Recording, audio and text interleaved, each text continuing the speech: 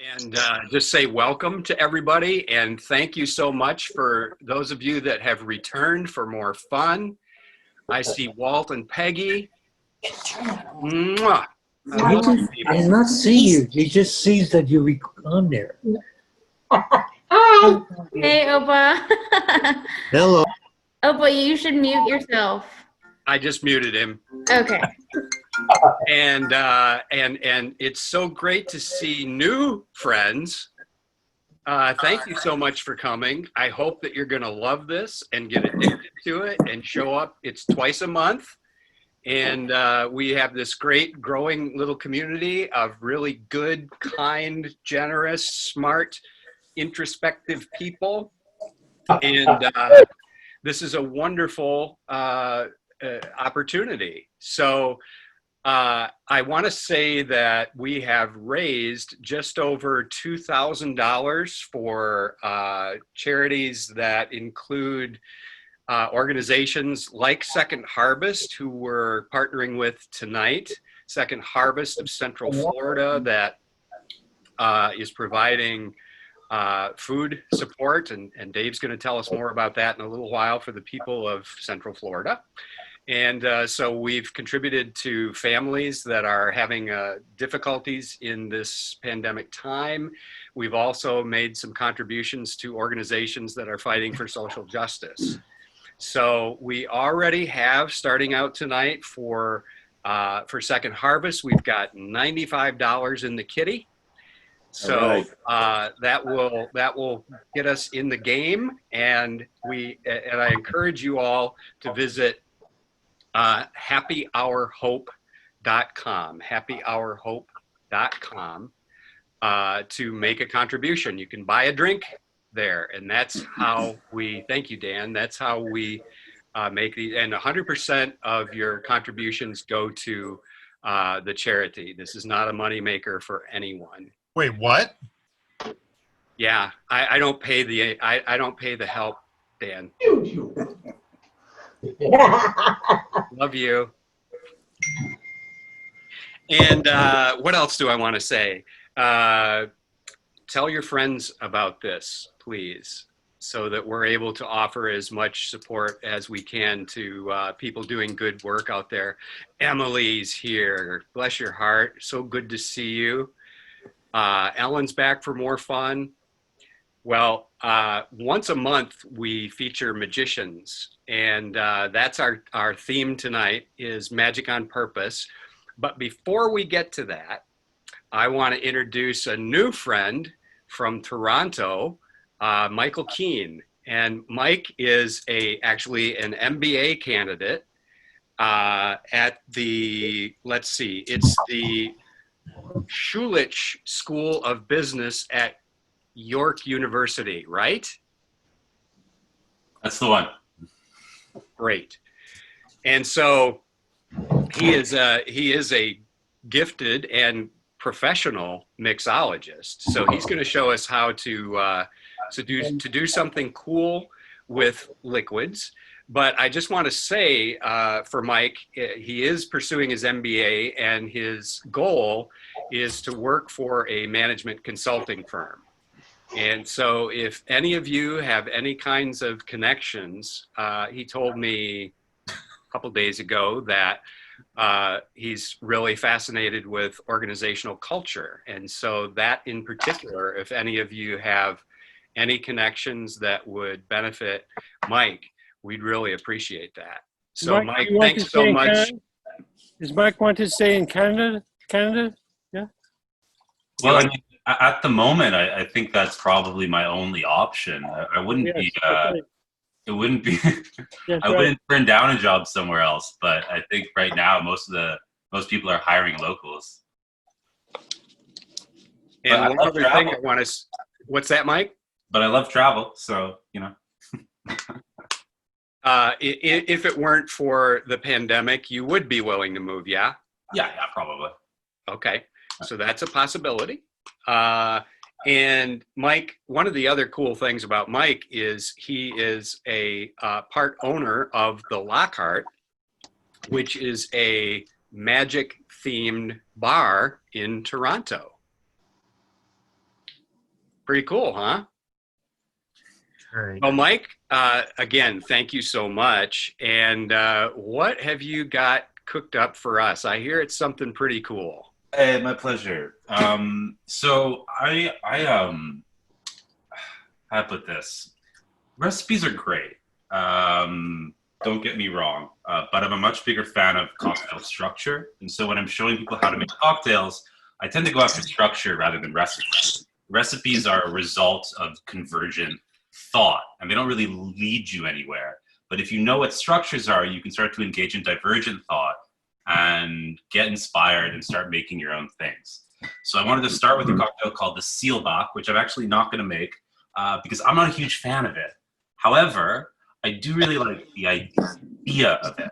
So the Seelbach is basically a spritz cocktail. And a spritz cocktail is just any cocktail that has sparkling wine in it.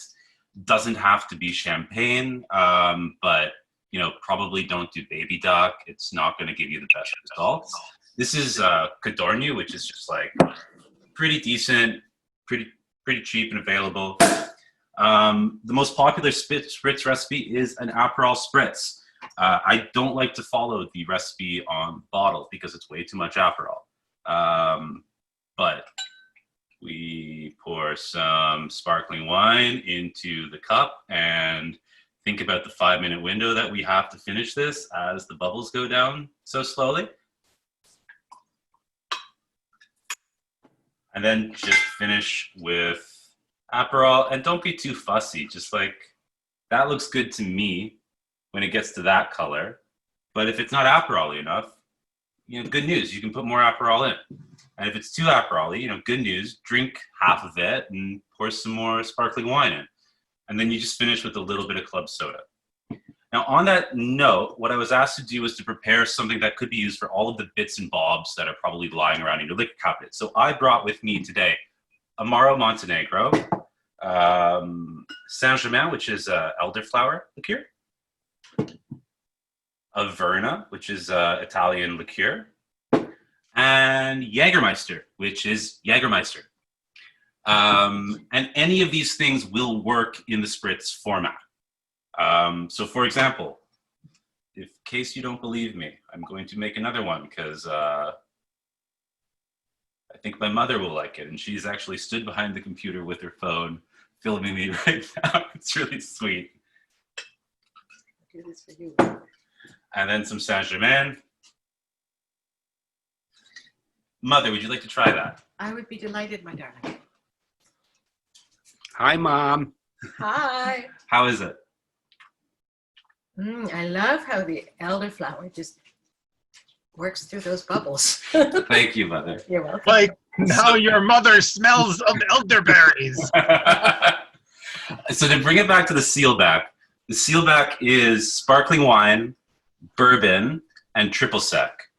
For me, I don't so much like triple sec because I just don't like triple sec. Sue me. But what I do really like is Aperol.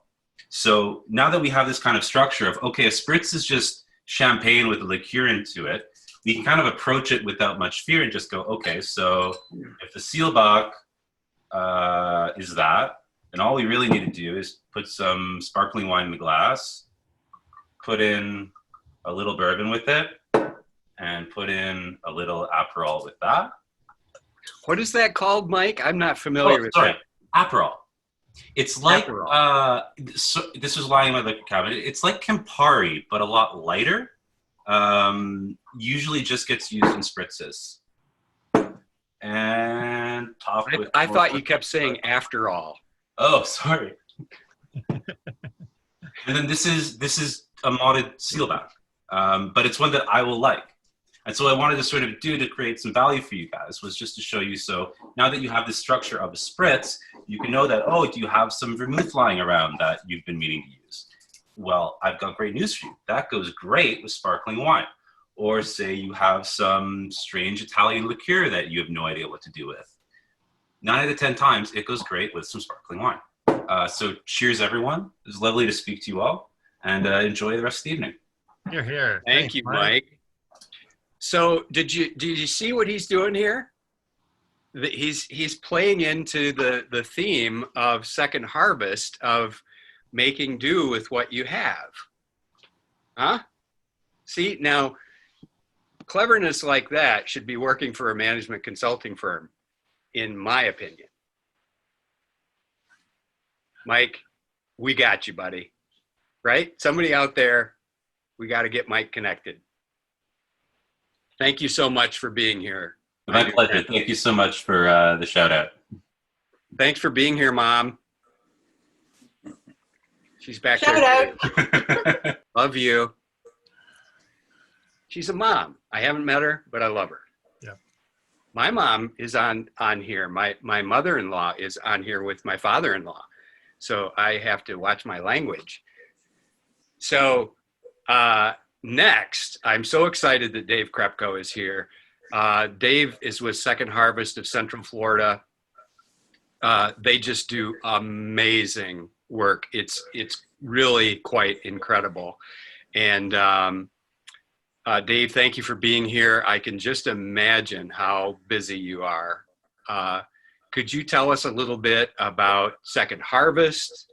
And then I'm sure everybody's wondering what's life been like the last 4 or 5 months for you. Right. Well, thanks for the invitation. This is terrific to see some friendly, familiar faces, and just thanks for allowing us to have the opportunity to be a recipient of some financial resources. I like to say, no money, no mission. Right? You can have the greatest idea in the world, but if you have no money, it doesn't work. So, Mike, I have a job for you at the food bank. We need a mixologist. The past 4 or 5 months have driven us there. It's interesting that you're looking at culture in organizations. That's a whole nother conversation, but we've done a lot of culture work at the food bank over the past 3 years, and it has just made an incredible difference. But just briefly, if I can give you paint you a simple picture of what Second Harvest Food Bank is about. And they are there's 200 members across the United States. They're throughout Canada as well. I know Toronto has a very vibrant one, very healthy one as well. And I believe their name is Second Harvest too. So I actually lived in Toronto for 9 years, so in the distant past, so very familiar, fond memories. But the food bank, if you want to have the image of a bridge, okay? And bridges span these very dangerous gorges, rivers, whatever, okay, caverns. And on one side of the bridge, picture all the surplus food that is perfectly edible, but would be wasted, okay? It's not marketable for one reason or another, but perfectly edible. And on the other side of the bridge, you have all these folks that are in need of food. They are food insecure or hungry. So we really are the bridge that connects those two things. That's the simplest picture I could build. We serve, we're based in Orlando, the happiest place on earth, right? The irony in that is just unbelievable, especially, with this pandemic. In the shadow of Cinderella's castle, there's unbelievable need, and I'll talk about that in a moment. But we serve 6 counties that surround Orlando.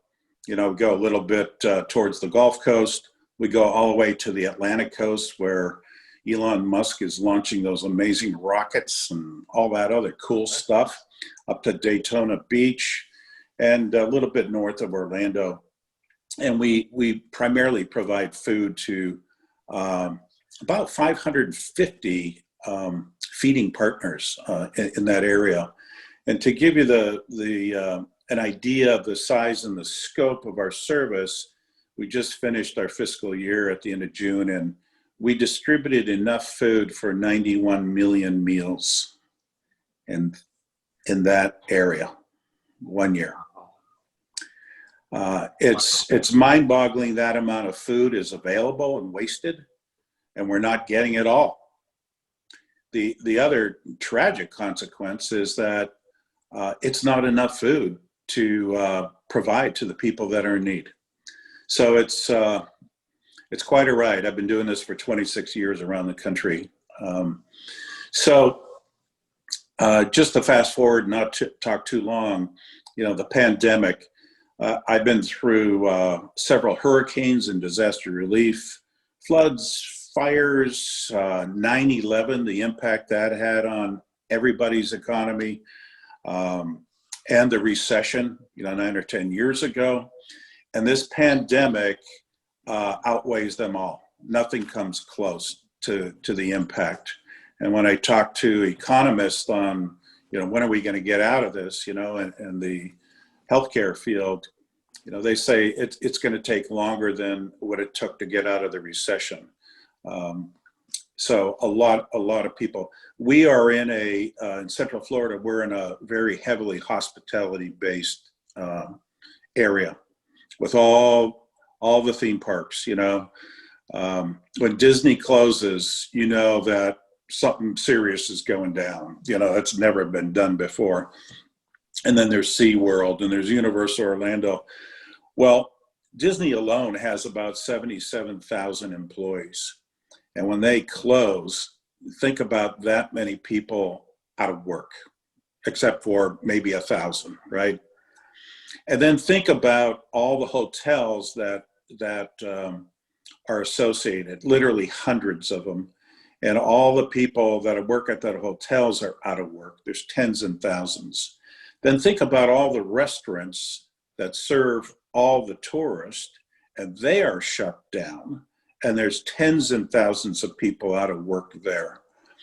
So currently in our 6-county service area, we have about 800,000 people that are in need of food.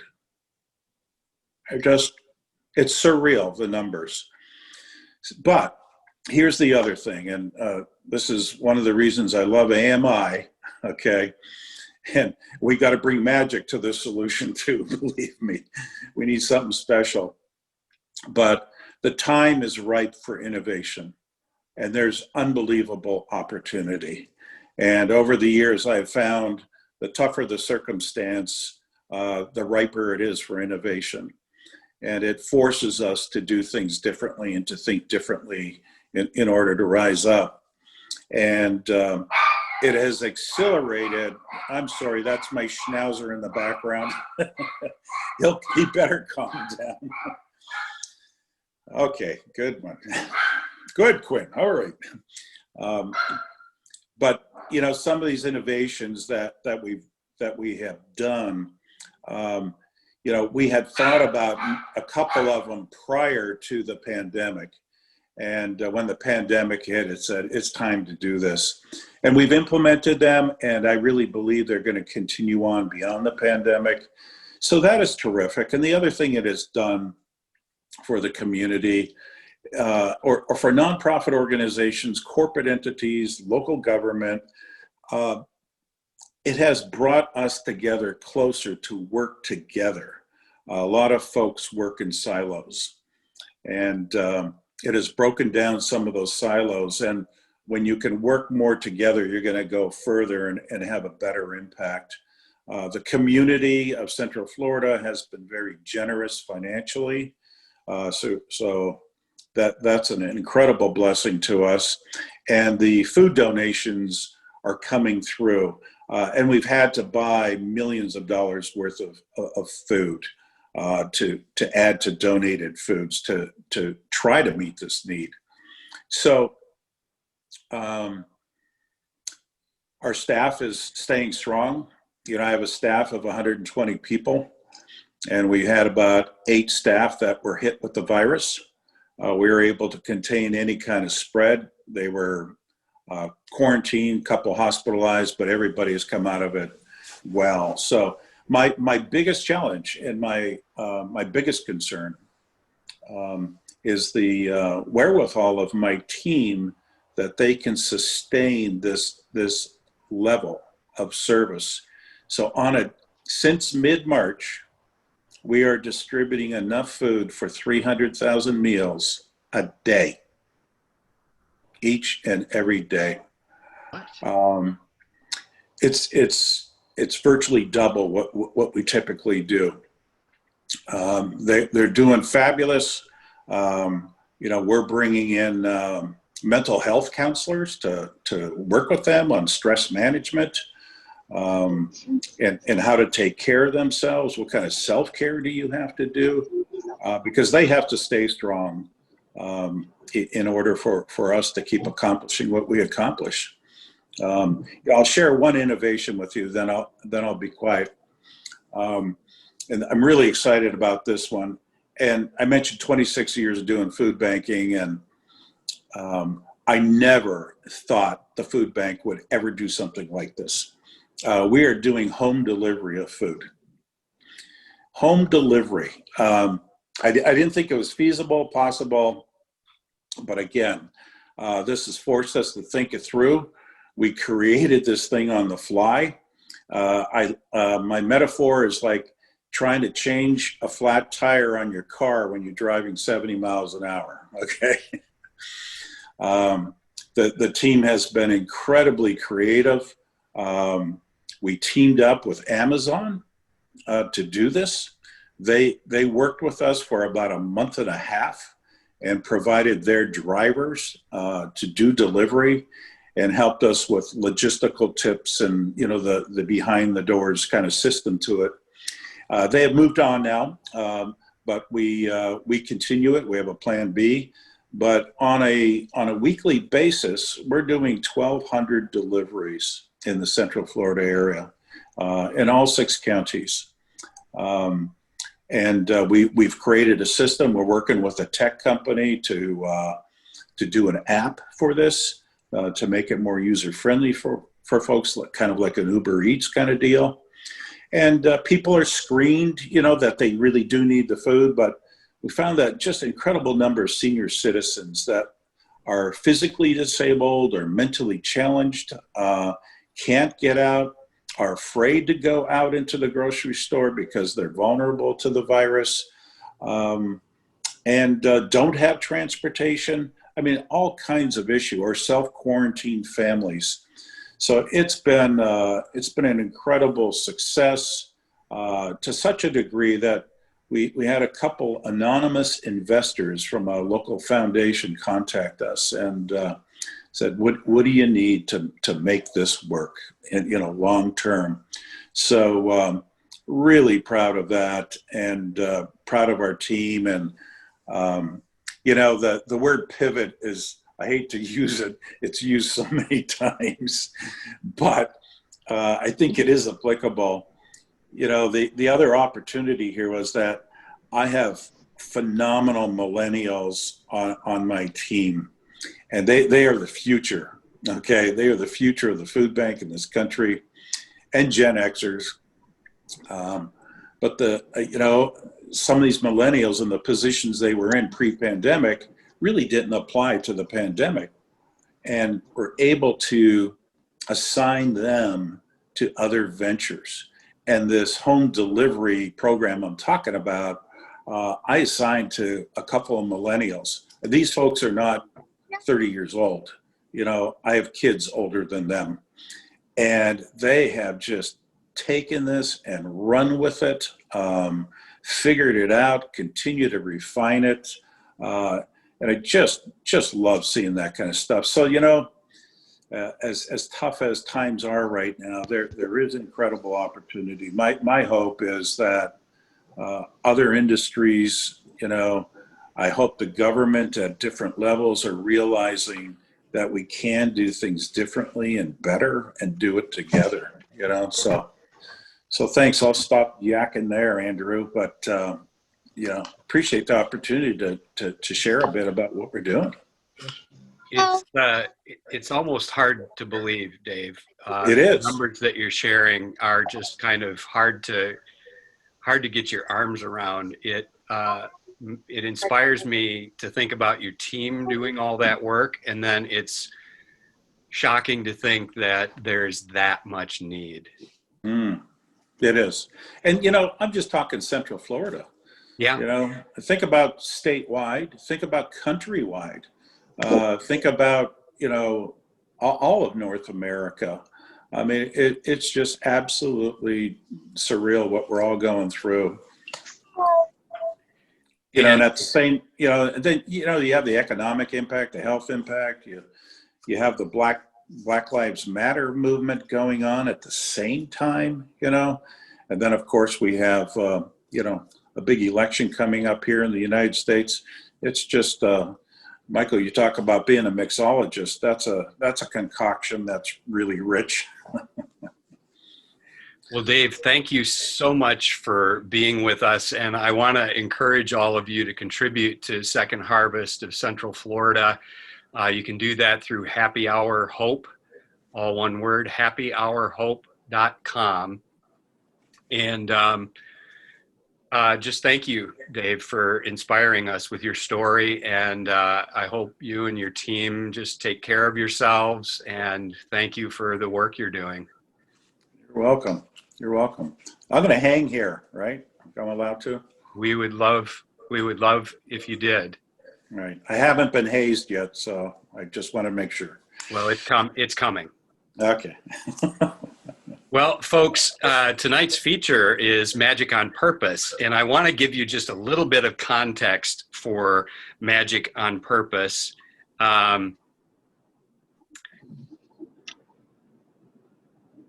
Everybody seeing that? My screen? The Happy Hour Hope logo? Yeah, looks good. Good. So when you think about magic these days, you probably think about some people like this. David Copperfield has been around for decades as the world's probably most well-known and highest paid magician. I think last year, David Copperfield made $55 million. And then Shin Lim on the right has been a phenomenon through America's Got Talent. And so when you think about magic these days, this is kind of what comes to mind is entertainment. But if you trace the history of magic back, I mean, centuries, the medicine women and medicine men of tribal communities, the shamans, used simple magic tricks to help people connect with spirit. They were the spiritual kind of stewards in their communities. So you would visit a shaman, and the shaman might pick up a rock and put it in his or her hand and then make the rock disappear. And in that moment when it disappears, there's that kind of, you know, when you see the magic, before you start asking, how's it done? There's that, wow, that wow moment. And that is considered a sacred moment. You know, before you get into all the, how'd you do that? Before your logical brain, there's that part of you that is spirit that's going, wow, maybe anything is possible. And so if you look at the tarot card for the magician, notice the tarot card, how the magician is pointing up towards the sky and the other hand is pointing down towards the earth. That's because the role of the magician is to be a connection between heaven and earth, to help you reconnect with possibilities, with wonder.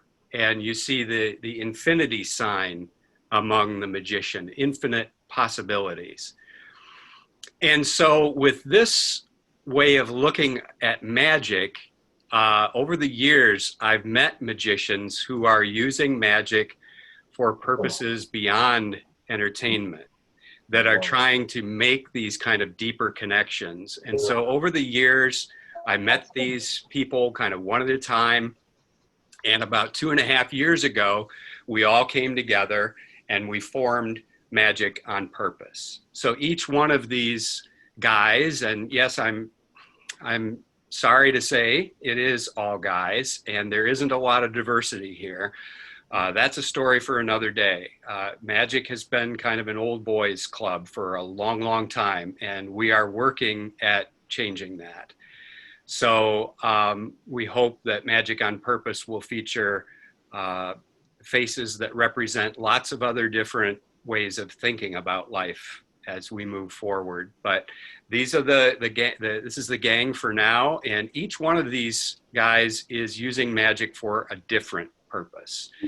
And I've invited two of these guys to join us tonight to show us what Magic on Purpose looks like. And so I want to introduce you to Dan Trommater. And Dan is up in Toronto. Dan and I met, my goodness, I think now it's probably 6 or 7 years ago. And Dan does wonderful work with a lot of corporations, and he is the chief empathy officer in his work. And so his focus is on helping people appreciate the power of empathy and what makes empathy. You know, what is empathy? What does it consist of? So Dan, I think you've got something really cool cooked up for us. I hope so. Yeah, a lot of my work is focused on empathy. Empathy is at the core of everything that I do. And because it's such a universal human skill, it can be applied to a lot of different areas. I can present on leadership or communication or conflict. It doesn't matter, because pretty much everything empathy is going to make easier. Another thing that I do a lot of is work with helping people challenge their assumptions. And that's what I'll be sharing tonight. So I'm going to show you something that you not only assume is impossible, you know it's impossible. It involves two things. It involves that orange, and it involves a playing card. It doesn't really matter which playing card we use. For example, it could be this one. Now, I don't want you to think that I'm cheating, that perhaps you think that this is one of those decks that has the marks on the back. This is not one of those decks. There are no marks on the back, so there's no way I could know what card this is. It doesn't matter, actually, what the card is, because I'm going to tear a little corner off of it and use that little corner as a receipt, so that we know later on, when we see this card again, it is exactly this card that we're dealing with. Now I'll hang that little thing right there, that corner of the card, in my shirt, behind my pen there, and fold the rest of it up into a neat, tight little bundle,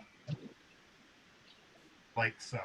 Now, what I propose to do, once this is all neatly wound, is to make it disappear, fly invisibly through space, and land inside that orange. Now, that's something you know is impossible.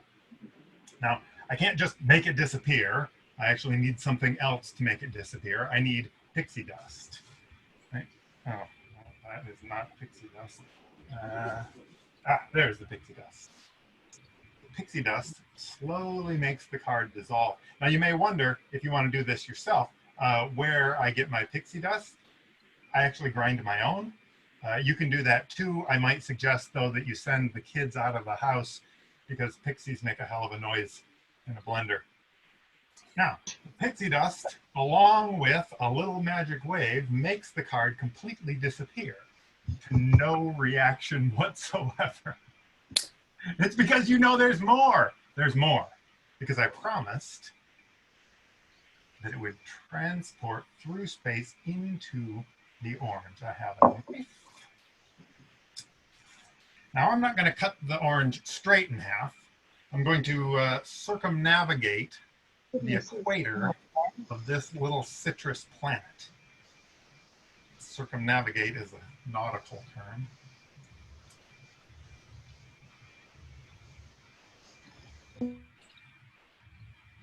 There's something in there.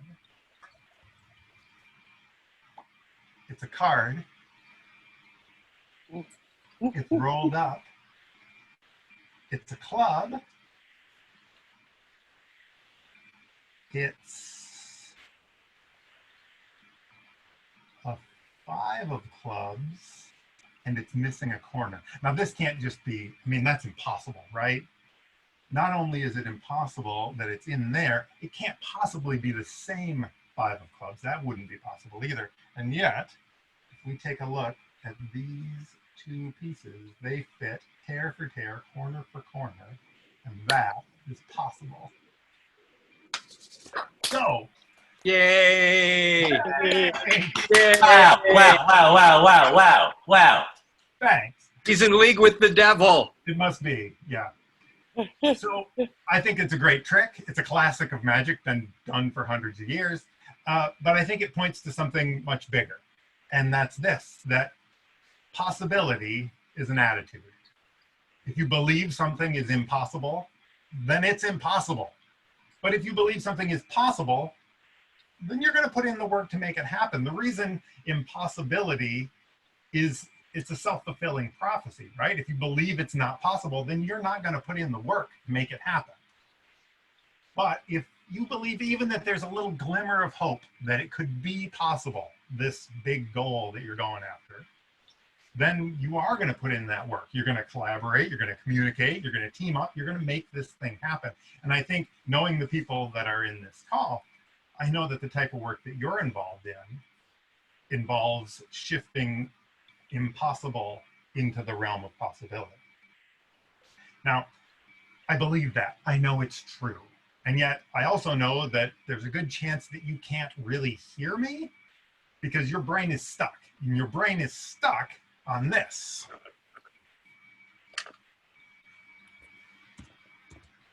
How did he do that? How did he do that? Right? Because come on, that's what the human brain is so good at. We see something we don't understand, immediately our brain goes into problem-solving mode. So until we address this question, I know all you're going to hear from me is wah, wah, wah, wah, wah, wah, wah.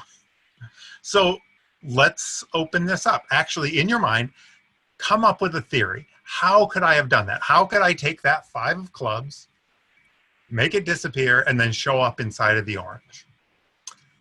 Come up with a theory in your mind. And once you have a theory, rate your confidence in that theory. 10 being, I'm absolutely certain that this is how Dan did it. 1 being not so much. So on a scale from 1 to 10, rate your confidence in your theory. And so what I'd like to do is open this up. If you have a theory, unmute and tell us. And don't be shy. We're a small group, but a smart group. So throw out some theories.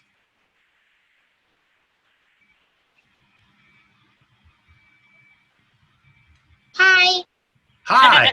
Whoa, who's this? JJ, and I'm only 9. Hey, JJ.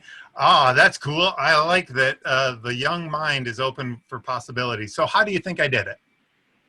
I think that you have magical powers and you teleported it.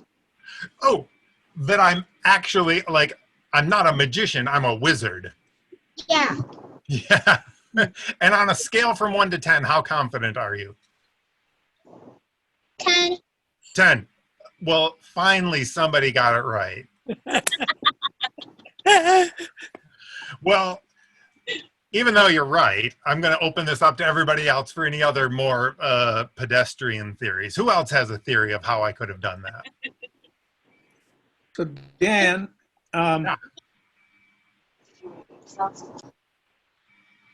Dan, Yeah, tell me. can you hear me? Oh, I can. Who's this? it's Mark. Oh, hey, Mark. How'd I do it? I've seen you do that before, but this was different, and I'm actually stuck, and I shouldn't be stuck.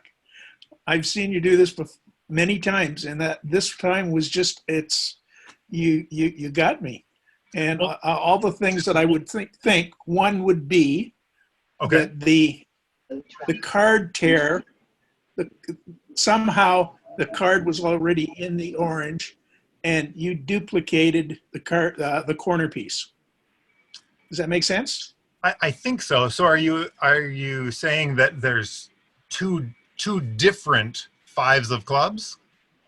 Correct, yeah. Ah, so a That- duplicate card. Yeah. Okay, I all thought- right. So that's a great theory. On a scale from 1 to 10, how confident are you in at least that element? Not very confident. You know, I'm in the middle, 5. You know, I'm not. Okay, well, it looks like Emily thinks that you're right. I see in the chat. So Emily, unmute and tell us on a scale from 1 to 10, how confident are you in the duplicate card theory? 6. 6. I love it. You're more confident than the magician who got on and said his theory. That's great. Okay, any other theories? Let's get one more theory. How'd I do it? And it doesn't have to be a theory about the whole thing, even just like one little element. Was the orange already cut in half before you got out your knife and went around it? Ah, very interesting theory. So I actually had the orange opened up somehow. And then what else would go along with that? Like maybe I slipped it in there? Yeah, and then put it back together. Ah, yes, okay. Okay, I like it. And on a scale from 1 to 10, how confident are you on that? A 3. Okay. Well, I will tell everybody that I've done this for hundreds of people. And depending on the group, we get lots of different theories. And quite often, the theories are very detailed and people are incredibly confident, like usually on a scale from like 8 to 10 in their confidence. Even in a conference center with 1,000 people in it, a guy in the back with the worst seat will swear that he's got his theory correct on a 10 for 10 basis, which goes a long ways, I think, to illustrate the idea of how confident we can be in things that we don't necessarily understand. And I bet there's a bigger difference in that confidence level too. Yeah, yeah. So I want to tell you a story, and it's the story of how it came to be that I even ask this question. And I'm going to switch back over here to do that. Or maybe what I'll do is I'll just come to here. There. So the reason I ask that question of how did he do that, because obviously that's not a normal question for a magician to ask, right? Normally it's, here's a trick, and now let's move on before you have too much time to think about it. So already by asking this question, we're starting to think about things a little bit differently, challenging some assumptions. So here's the story of how it came to be that I asked that question. So I did this trick as the opener of a half-day workshop for an executive leadership retreat out west about 10 years ago.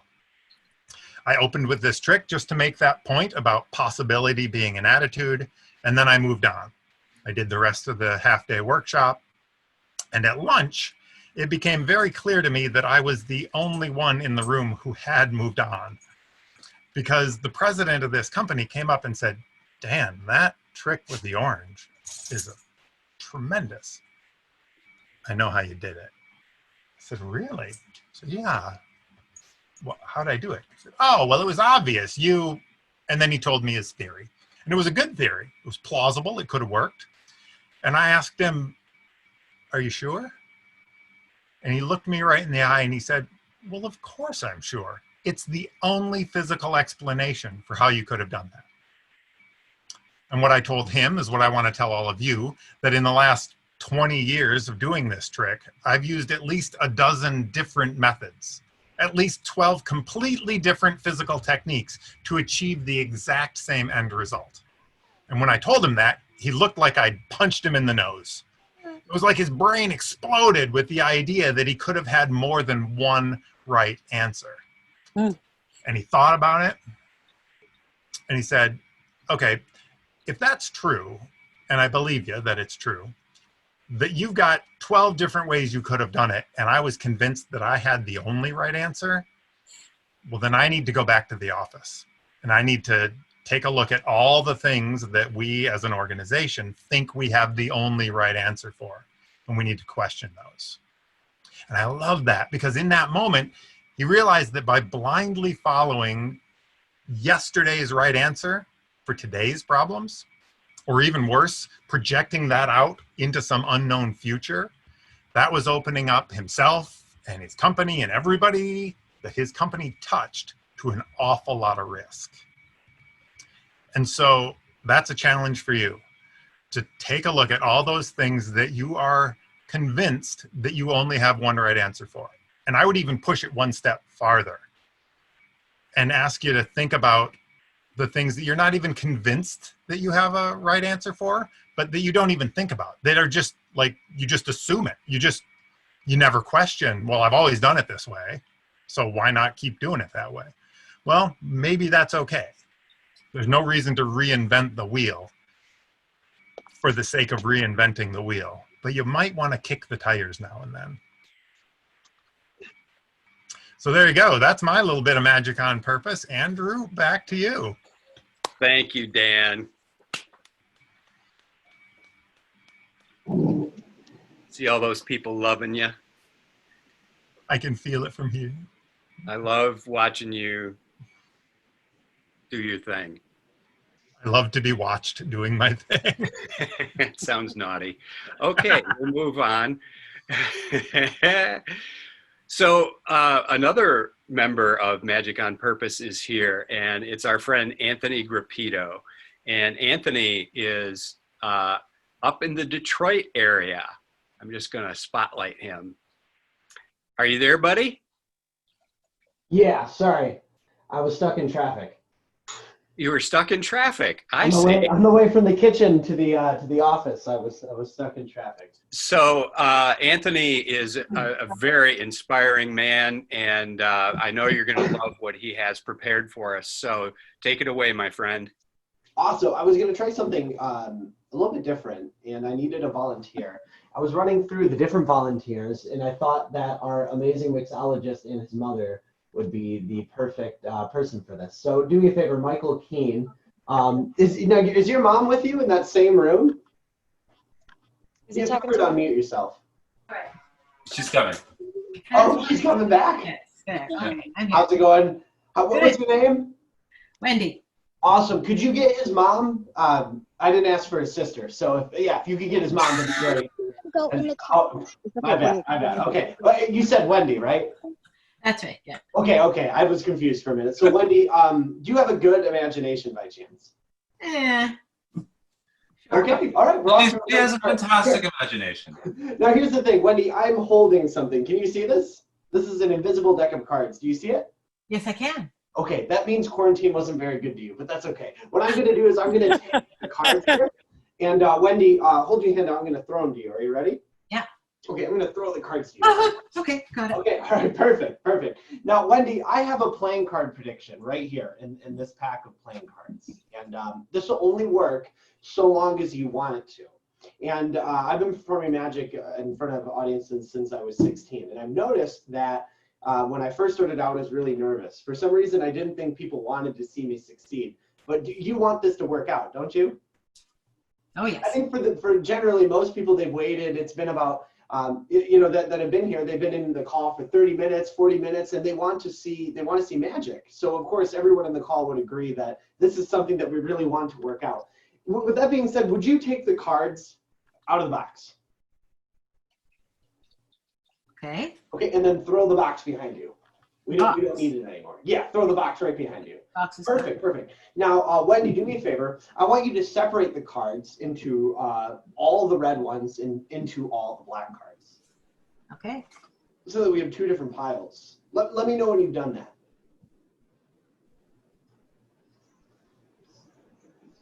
Oh, this is great. All 52. Oh, sure, all 52. But, if you have supersonic speed, this is our imagination. So it's up to you. Great, done. Okay, now you have red cards and you have black cards. Would you hand me one of the piles through the TV screen? All right. Okay, I'm going to grab one. What color did you hand me by chance? Black. You handed me the black cards? That's perfect. I'm going to throw them away, just like you threw the box away. Now, you have all the red cards, right? You have hearts, you have diamonds. Do me a favor, separate them into hearts and into diamonds. And this is where I'm going to ask you something. Once you've separated them, let me know when you've done that. Done. You have to choose one to keep and one to give away. Do you want to keep hearts or do you want to keep diamonds? Which one would you like to hand me? I'll give you diamonds. You give me diamonds. Okay, perfect. Symbolically, this is amazing. By the way, I'm going to throw away the diamonds, just like I threw the rest of the cards away. Symbolically, I mean, this is amazing. You chose between hearts and diamonds. Hearts would represent love that you kept for yourself, and you gave away the money. So you have a great mom, Michael. Everything's going well so far. Do me a favor. You have, what is there, 12 or 13 cards in your hand? Well, there'll only be, yeah. Do me a favor. Just go through all the hearts. Pick one to keep. And hand me the rest. Okay. I'm just going to grab them whenever you're ready. Okay? And I'll throw those on the floor as well. Now, there's only one card that you have. You threw away all the clubs, you threw away all the spades, you threw away all the diamonds, and then you threw away all the hearts except for one of them. What heart did you go with? What heart did I keep? Mm-hmm. The ace. The ace of hearts? Ace of hearts. Oh, that's incredible. In this deck of playing cards, I have a prediction. And it happens to be that ace of hearts. Yeah. Pretty cool, huh? Woo! Now, I told everyone that this would be a really successful magic trick that I had a prediction. And the cool thing is that right now, some people think that this isn't very cool, and that's because they haven't seen the other side of things. I've learned that there's always two stories. And the story that you're telling yourself is I just went through a normal deck of cards, but if you know that literally every single card that I am holding is completely blank, well, that makes for one really cool trick, doesn't it? Pretty cool, huh? Oh, yes. Wow. There's no cards. They're all blank. I only had the ace of hearts that entire time. And I always thought that was amazing because no matter what you thought of in your head, no matter what you threw away, we ended somehow with that playing card. And had I stopped there, you wouldn't have been impressed. But it's about hearing and waiting to know the other side of things that I found are really important. And you guys want to see another one? Yes. Awesome, because some people say no. I was going to show up at your house and show you anyways, but I have an idea. What I have here, and I got to grab him really quick. It's hard to catch. It's my rabbit. Do you guys want to meet my rabbit? Yeah. Sure. Please, Yeah. Please. Yes, please. This would be Andy, the rabbit, just like here. Andy is an amazing rabbit. Actually, Andrew showed me this magic trick, and it fooled my socks off. And that's why I named him Andy, because of AB. But I thought if we called him AB, that'd be too close to home. Let me grab a deck of cards also that is completely fine. Everything's going on here. Has all the cards. It's not blank is what I'm trying to say. And let's see here. Do me a favor, Emily.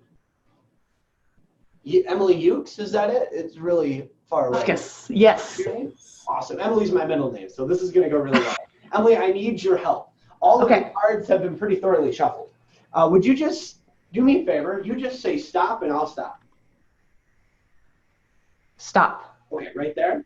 Mm-hmm. Now here. It's okay actually that I see the card. I've seen the trick before. So this will be everybody's card, the five of hearts. Is that okay? Yep. Okay. Now here's the thing. I don't want to look too much into this. I'm going to drop it to show you that I have no holds. I'll give it a cut right above, and I'll give it a cut, I don't know, right about below, I guess, where that 5 would normally be located. And I'll cut the cards just a few more times. Now, I'll be honest with you, Emily, that I have no idea at all where that card is. So what I'm telling you is that as a magician, I've purposely lost the 5 of hearts. I could not find that 5 of hearts even if I tried to.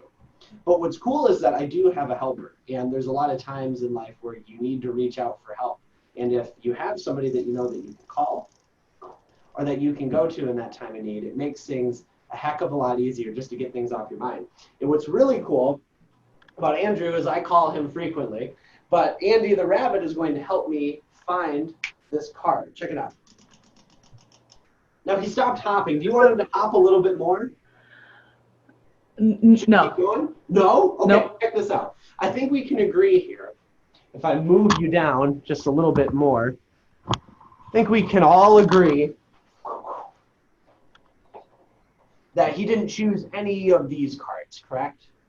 Correct. Do you think he chose this card? We should probably remove this one too, right? Oh, he hopped Mm-hmm. and I don't think that he chose necessarily like any of these cards either. That leaves us with 1, 2, 3, 4, and 5 cards. So let's do this. Can you see these cards pretty well? Uh-huh. We have 1, 2, 3, 4, and 5. Which one do you think he picked? 5. You think he picked this one right here, right on top? Yep. And what was the name of your card again? Wasn't it the 5 of Hearts? Hearts. Yeah. Ha ha! It's amazing the tools that we can use to accomplish things that we don't know enough about or that we think are impossible. And that is why Andy is such an amazing little assistant. So hopefully you guys enjoyed that. And I think we're going to be doing a little bit of facilitation here. And I wanted to hear what your guys' thoughts were if you were looking at this from a different side of things.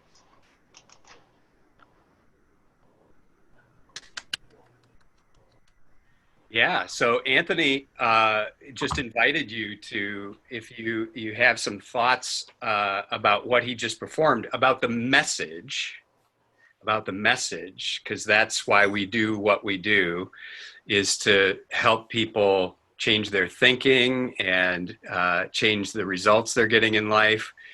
So think about that, where he's talking about, asking for help.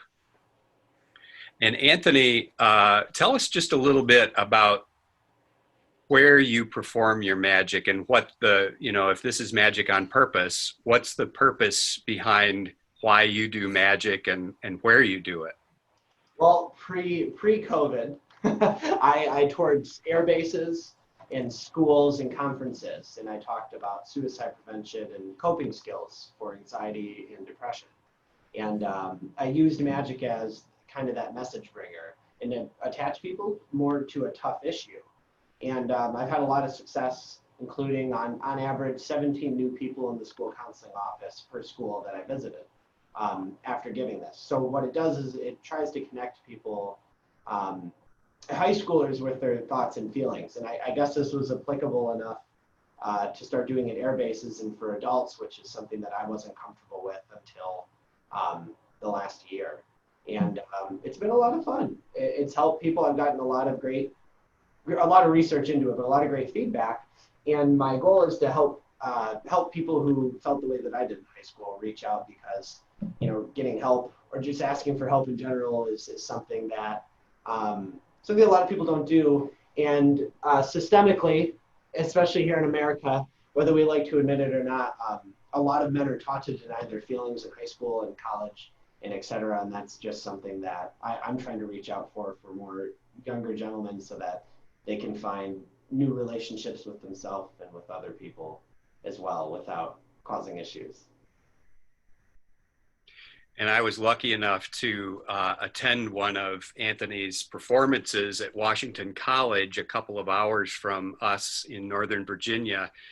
And so I experienced how the young people in the college audience responded to him. And because Anthony is very open and transparent and vulnerable about his own challenges, another day, Anthony, we'll hear your story, because I think everyone will be very inspired by how you've taken some real challenges and how you've navigated your life, and how he's turned those challenges into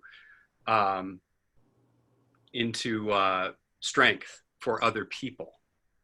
And I saw it, with kids coming up to him after the show and telling him what a difference he made. And he's also shared some of the messages that young people have sent him, where it's literally saved their lives, just because they heard about someone who went through difficult, painful times and hung in there and did what he needed to do to keep hanging in there and persevere and move on. So thank you so much, my friend. And we are at our time. So I just want to thank everybody for being here. Like I said early on, please tell your friends. Our next gathering is August 27th, so 2 weeks from now. And we have a surprise. I'm not going to tell you who the guest is. You'll have to come back. I don't even know who the guest is. Yeah, maybe it's you. Ooh. Maybe it's you. And so don't forget to visit happyhourhope.com, make a contribution to Second Harvest of Central Florida. Thank you, Dan. Thank you, Anthony. Thank you, Dave. Thank you, Mike. Thank you, Mom. Thank you so much for everybody for being here. God bless you. Stay safe and stay healthy. Bye. You're welcome. Bye. Thank you. Bye. Thanks, That David. was awesome. Thank you. Hello. Hi. Hello and goodbye. Nice to meet you. Nice to see you, JJ. Bye, JJ. Bye, AB. Bye, honey. Bye, Opa. Bye bye. Bye, whoever you are.